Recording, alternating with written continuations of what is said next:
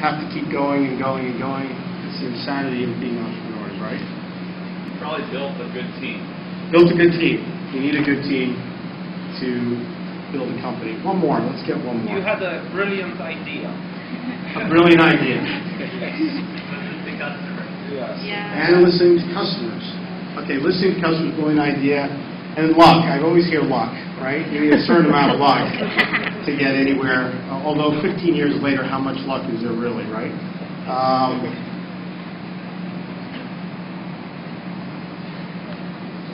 So the way I got here is I failed. I am a failure. Okay? I am the biggest failure in this room. I can tell you that right now. Okay? So I know it's hard to hear that, but failure is what drove me to build a company, and I'll explain where that comes from.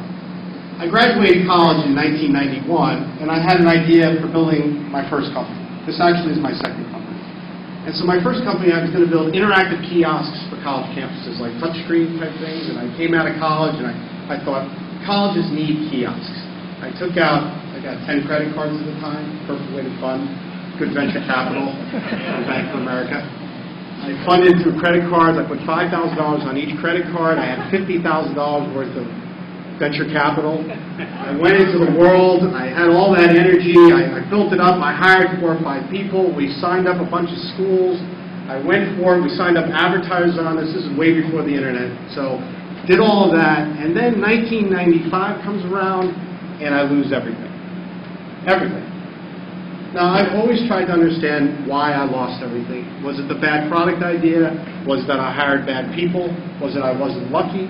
Was it all the reverse of what you all said? I didn't take the risk, and I tried to understand that. What happened to me was a very strange moment in my life. I ended up, at that time when I started my first company, it was in Baltimore, I ended up saying, well, when it all ended, I'm going to move to New York, because I felt like if I'm going to do something, New York is a better place to do it than Baltimore. And I moved up with this couch. And I moved into 500 square feet of office space in New York City with that couch. And that couch became my bed. Okay? I can't believe you're laughing at that. It's a very heartening moment. And this couch ultimately was a place I spent 2 years of my life. Now, my office didn't have a shower. Okay, so I got a health club membership down the block on Reed Street, and I went and would shower at the health club, and I spent 2 years of my life on that couch. Has anyone here slept on a couch before? Good. You've got good entrepreneurs here. I mean, did you sleep on it for 2 years and not just withdraw at a friend of ours? But this experience for me at the couch was a very scary experience. I was 27 years old, and now I'd lost all my money. The credit cards were taken from me. I had nothing. I had about $2,000 in my bank account, and now I had to start life over. But it gave me my greatest lessons, and I wanted to sort of share those lessons with you.